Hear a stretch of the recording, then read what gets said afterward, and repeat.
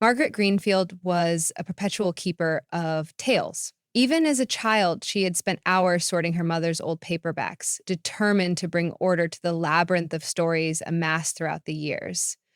That love for organization morphed naturally into a career as the head librarian of Willowbridge, a centuries old library perched at the edge of a quiet town. Margaret loved every moment spent among the wooden shelves and aged tomes, running her fingers along worn spines, dusting off treasures that seldom saw the light of day.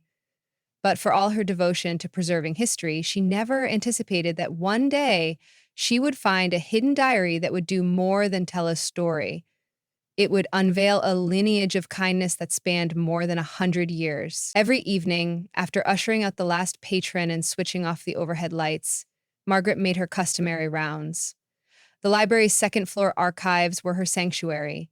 Rows of tall oak shelves groaned under the weight of old newspapers, documents, and ancient manuscripts carefully sorted by decade. Margaret prided herself on meticulously cataloging every donation and forgotten story that came through the door. She was a caretaker of memory, ensuring the legacy of knowledge lived on for future generations. Yet, despite her thoroughness, there remained corners of the archives she had not fully explored, cabinets stacked behind crates of records, or drawers whose lock and key had gone astray. It was in one of these rarely touched drawers that she first caught a glimpse of the diary. It happened on a drizzly Tuesday. After finishing her usual tasks, Margaret found herself with an hour to spare before closing.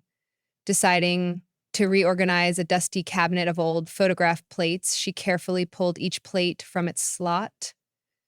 Her delicate process revealed something lodged behind the thick cardboard inserts. At first, she assumed it was a mislabeled card, but a closer inspection revealed leather edges. Intrigued, she pushed aside the last of the photograph plates, revealing a small, tattered book, its cover cracked with age and the once gold lettering barely legible. She gently lifted it out and flipped open the cover. Inside, a date was etched in swirling handwriting, March 14th, 1832. A wave of excitement ran through her. The diary was nearly 2 centuries old. Despite her itching curiosity, Margaret knew she had to handle the relic with care, placing it in an archival box to protect its fragile binding. She turned off the lights, locked up the library, and walked home through the light rain. The next day, she arrived at her office early, diary resting in her purse like a precious jewel. She hurried through opening tasks, then settled at her wide mahogany desk. The old desk lamp cast a warm glow on the worn pages as she opened the diary to the first entry. The simple lines of black ink read, "Today I gave a cup of warm soup to Mrs. Winslow. It might have been a small act, but it comforted her grieving heart. I hope to continue helping as many as I can." Margaret's heart trembled. She had seen diaries of explorers, travelers, carpenters, people who chronicled their day-to-day lives, but never had she encountered a journal so modest in tone, yet rich in sentiment. Each entry detailed some small act of generosity performed by the diarist, a person who signed every entry simply as E.W. This unknown figure hadn't just left behind a record of everyday life, they had woven a tapestry of compassion for their neighbors. The next pages brought more stories, how E.W. would chop firewood for an elderly widow, or share bread with a family that had fallen on hard times. Day by day, it seemed, they made it a mission to lighten someone's burden. Reading on, Margaret discovered that E.W. had grown up in Willowbridge when it was still a modest settlement. The diarist's father, a blacksmith, taught him the value of service. E.W. wrote of grand lessons learned while observing his father forging metal. Shaping iron, like shaping hearts, demands heat and patience. Another entry described E.W.'s mother, an herbalist who offered free remedies to neighbors. Margaret realized that generosity ran in this diarist's blood. In the margins of each page, E.W. also sketched small images, a loaf of bread, a steaming kettle, or an open palm. Barely visible under the lamp, those faded lines spoke of E.W.'s passion for capturing the beauty of giving, even in the smallest of gestures. Soft morning turned into a busy afternoon, and Margaret lost track of time, absorbed in learning about a community she had come to love through these pages. She read how EW had advocated for building a small library in Willowbridge, hoping to give children a chance to learn. A hush fell over her. It dawned on her that the foundation of knowledge she spent her life preserving existed, in part, because of someone's dream of generosity centuries ago. She began to wonder how many of EW's acts still rippled through the community. Perhaps the old soup kitchen around the corner had begun as EW's project. Perhaps local charities tracing back generations sprouted from a single seed planted in an unknown diary from 1832. Once Margaret closed the library for the night, she carefully tucked the diary back into its archival box and brought it home with her again. Though strict protocol suggested relics of such age remain in the controlled environment of the library, she couldn't bear to part from it yet. After preparing herself a simple supper, she sat by the living room window, warm blanket draped across her lap, and continued reading. The sky turned from pale dusk to deep indigo, and Margaret found herself pausing at an entry from a December long ago. I hardly have enough to feed myself. Yet, in offering half a loaf to the widow next door, I felt a gentle joy that lingered longer than any meal might. The scarcity in my cupboard will soon pass, but the warmth in my heart shall endure. In that moment, Margaret realized she wasn't just reading about random acts of kindness. She was witnessing a way of life, penned by a person whose compassion could transcend centuries. The diary entries extended up until EY was quite old. By the final pages, the handwriting was shaky, the lines slanting awkwardly across the paper, yet still, EY's voice resonated with hope. I have served as well as this life permitted, read one passage. Perhaps the seed of my small kindness might be carried on by others. Grown through the hearts of strangers I will never meet. Margaret sat back, stirring her tea, heart thumping against her ribcage. She felt as though Word's words were a challenge, echoing into the present. Had she, in her day-to-day life, championed the same spirit of compassion she saw reflected in those pages? Certainly she managed the library well, made it a haven for all. But beyond shelving books and organizing events, did she spread the warmth of genuine connection? She had always been content with her responsibilities, yet EW's diary sparked something in her benevolent yearning to reach out, to do more. Over the subsequent weeks, Margaret carefully restored the diary. She took every measure to preserve its delicate pages, purchasing an acid-free archival box and scanning its entries so she could access them without handling the fragile original. In the process, she felt increasingly convinced that the story of EW should be shared. Willow Bridge was no longer just that sleepy town of the 1,830 times had changed. Families rushed through their days, grappling with new challenges that EW could scarcely have imagined. Yet the essence of EW's generosity remained deeply relevant. Margaret began drafting a plan. She would arrange an exhibit of historical diaries and letters at the library, with EW's diary at the heart of it. The preparation for the exhibit became Margaret's personal passion project. She spent weekends combing through antique stores and local archives for any cross-references to EW's, determined to fill in the gaps. Who was he outside of those pages? Did he leave any descendants in town? Did the library building records mention someone by those initials who advocated for its foundation? Wearing her trademark diligence like armor, Margaret wrote letters, made phone calls, and turned the archives upside down.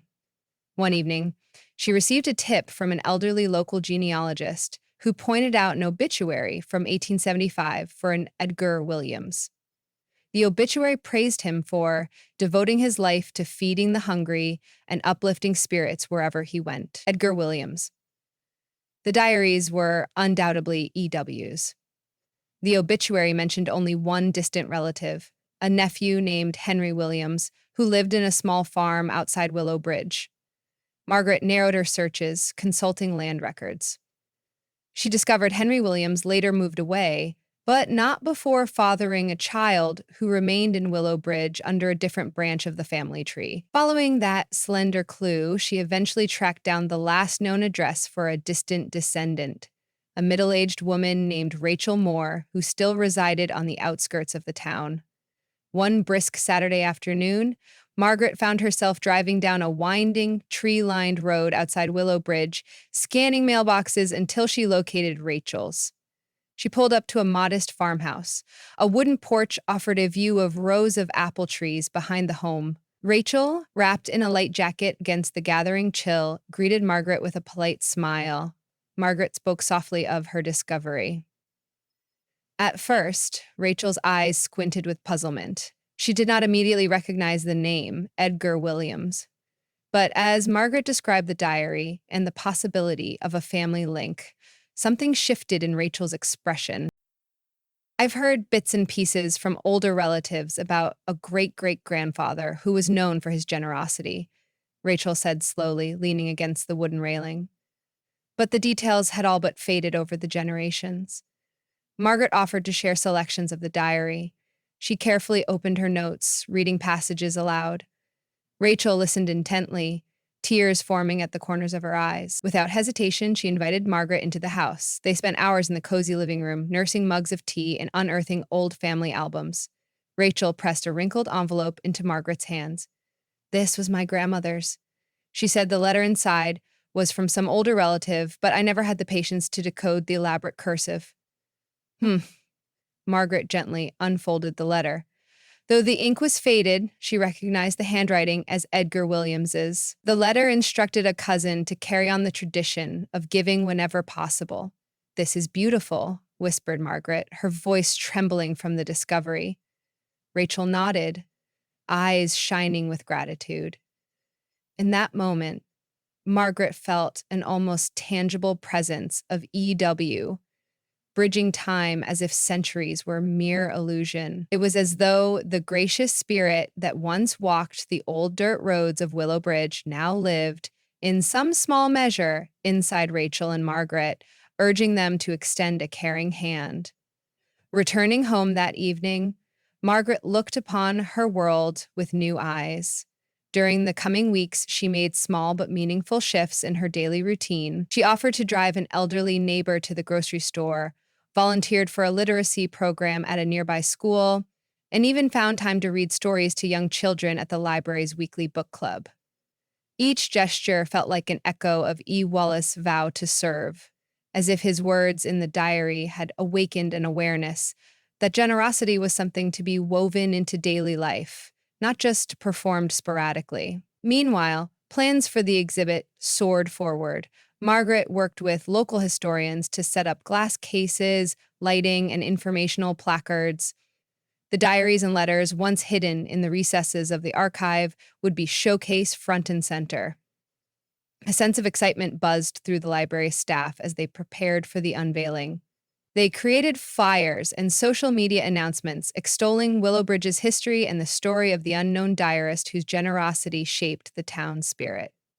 On the day of the opening, the library teemed with visitors, some old, some young, families pushing strollers, retired couples holding hands.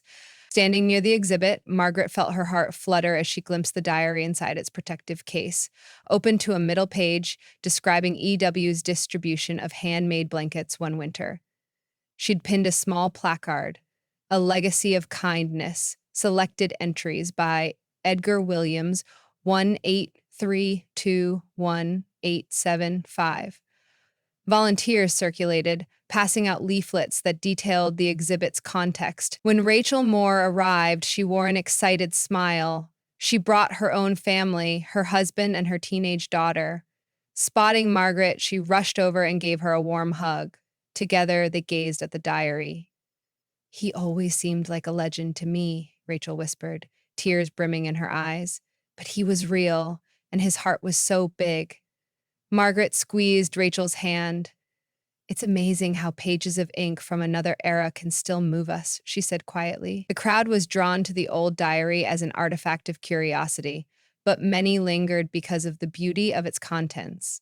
Margaret overheard an elderly gentleman remark that, upon reading a few entries, he felt compelled to volunteer at the local shelter. A mother explained to her young son that kindness is not just for special occasions, but for everyday life. In that moment, Margaret realized that Iwa's dream had truly come to fruition. His words were inspiring strangers he would never meet. Through this bridging of centuries, Willow Bridge's past had come alive to guide its present. As the evening drew on, Margaret saw the lines of visitors slowly thin. She found a moment alone in the exhibit's quiet hush, gazing at the diary. A swirl of emotions took hold: pride, gratitude, awe. She wondered if EW could somehow see this gathering, feel the reverence for his gentle spirit. She blinked away tears and realized that maybe he could, in the sense that his legacy lived on whenever a person extended help to another. Standing there, enveloped in the comforting dimness of the exhibit lights, Margaret recalled one particular diary entry. It was the final quavering note of Edgar's hand, written in the last year of his life. May these small acts of goodness be your inheritance, dear reader. Build upon them if you can, for there is no wealth greater than the knowledge that one's heart has lit the darkness of another. She felt that EW was speaking directly to her. A gentle brush of air seemed to pass her cheeks as though offering an unspoken blessing. In that fleeting moment, his voice rose as clearly as if he stood at her side. Margaret closed the library later that night. She was the last to leave, as usual. Carefully locking the heavy doors, she paused at the threshold. The tall windows still sparkled with the memory of the night's visitors. She pictured people returning to their homes, maybe sharing Iwabi's story at the dinner table or tucking their children into bed with new lessons about compassion. The quiet street offered no fanfare, no signs of a grand transformation. Yet, to Margaret, everything felt irrevocably changed. The foundation of the library, the dusty shelves, even the centuries-old wooden floor, everything was steeped in the spirit of empathy that had been reaffirmed that night. In the following weeks, Margaret noticed subtle shifts in Willowbridge. The local grocery store set up a pay-it-forward board, allowing neighbors to buy small items in advance for those in need. At the library, donations of children's books increased, enabling more families to benefit from the reading program. Schools invited volunteers for after-school tutoring sessions. Letters poured in from neighboring towns praising the exhibit and requesting copies of the diary's transcripts. Margaret enlisted colleagues to help share Iwawa's words beyond Willowbridge, offering digital scans to academic institutions and other libraries. Rachel became increasingly involved as well. After immersing herself in the story of her ancestor, she felt inspired to gather a group of parents to knit blankets for local shelters, reviving a pastime EW had once undertaken. Her teenage daughter even started an online fundraiser to provide lunches for low-income students at the local school. It seemed that every corner Margaret turned, EW's legacy was sprouting anew, weaving itself gently into the modern tapestry of the town. One crisp morning, Margaret made her way through the archive, updating inventory records. She walked by the spot where she had first discovered the diary. The old cabinet was now cleared and organized, its contents neatly labeled. Yet one drawer remained slightly ajar.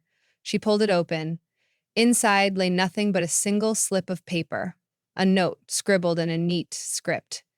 At first, Margaret thought it might be a misfiled note, but then she recognized the handwriting as her assistant's. It read, "We leave some reminders so we never forget what truly matters." Margaret smiled, tucking the small note into her pocket. A sense of continuity flushed through her. The diary had sparked more than a historical curiosity. It had reignited the town's capacity to care. Even though the physical object was old and finite, the kindness it represented was boundless. She remembered EY's words about how shaping hearts demanded heat and patience, like forging iron. It took time to stoke compassion, but once formed, it was strong enough to withstand the wear of years. To commemorate the diary's discovery, the staff organized one final event, a community reading. Families, seniors, and students all gathered at the library. One by one, volunteers stood behind a small podium, reciting sections of the diary that particularly touched them. Some passages spoke of heartbreak soothed by a warm meal. Others spoke of winter nights softened by a shared blanket. Each reading was met with soft, reflective silence. Margaret noticed tears in people's eyes, recognized the lumps in their throats. It was not sorrow that moved them, but awe, a wonder at how small deeds could ripple so far, bridging centuries. As the last volunteer sat down, an older woman approached the podium. She cleared her throat and introduced herself as Dorothy Walker, a lifelong town resident who had come upon hard times decades ago. She confessed she had never heard of EW until the exhibit. Now she felt connected to a lineage of support she never knew existed. Dorothy read one final excerpt. A single candle flame, though small, banishes darkness one moment at a time. She paused, catching Margaret's eye. Then her voice rang fuller. I want to be that candle flame for someone else. A hush descended, and Margaret found herself blinking back a surge of emotion. Here she stood in her beloved library, witnessing the living echoes of a man who once scribbled daily acts of kindness in a weathered diary. It was truly awe-inspiring how one discoverable relic had awakened a collective memory buried within the heart of Willowbridge. That night, as the crowd dispersed, Margaret remained behind to tidy up. She paused before the diary's display once more. She thought of how Edgar might have felt if he had been told that nearly 2 centuries later, an entire community would uplift his name, reading his words publicly and building upon his legacy. Perhaps he would smile, nod, and say that every act of kindness had the potential to span time. Maybe he always knew his humble efforts could inspire future generations, because the currency of compassion never devalued. Margaret gently laid a hand on the glass case, as though extending gratitude through the membrane of years that separated her from EW. Then, taking a deep breath, she switched off the case light, leaving the small volume to rest in respectful darkness. Despite the quiet hush of the library, she felt no sense of finality. This journey, this awakening was ongoing, and that realization filled her with hope. As she locked the doors behind her, she knew Ewo's voice would continue to speak, not only from the pages of the diary, but from the renewed spirit of generosity flourishing all around her. In the days that followed, Margaret kept a personal journal of her own. Nothing elaborate, just a few lines each day to remind herself to pause, notice, and lend a hand. She wrote tiny observations of the small kindnesses she employed or witnessed. A patron reunited with a long-lost book, a volunteer dropping off a hot meal for an ailing neighbor.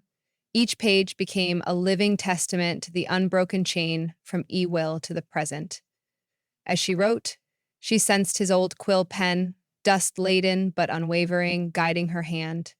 And thus, life in Willowbridge continued, shaped by both the gentle currents of the past and new streams of compassion in the present. Margaret carried Wubby's calling forward. She remained in her beloved library, always mindful that within its shelves lay not just stories of old, but the living heartbeat of human connection. Through a lost diary discovered in a dusty drawer, the seeds of kindness sprouted anew, bridging centuries with quiet, unwavering grace.